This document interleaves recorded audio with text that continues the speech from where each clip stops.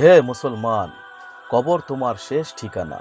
সবই তুমি জানো, বোঝো এবং অনুভব করো। কেন জানি মনে হয় ভয় পাও না। দুনিয়াতে এসেছে তোমার দাদা বাবা, তারপর তুমি। কিন্তু যাওয়ার বেলায় সিরিয়ালটা হতে পারে একটু ভিন্ন। হতে পারে সবার আগেই তোমার ডাক পড়ে গেছে, আবার নাও হতে পারে। কোনো গ্যারান্টি নেই, কিন্তু যেতে তোমায় হবেই। অপেক্ষা করছে কঠিন বিপদ, আবার হতে পারে চরম সুখ, যা তোমার দুনিয়ার কৃতকর্মের দ্বারা সাজানো হবে। এখন থেকেই কবরের সামানা গুছিয়ে নাও।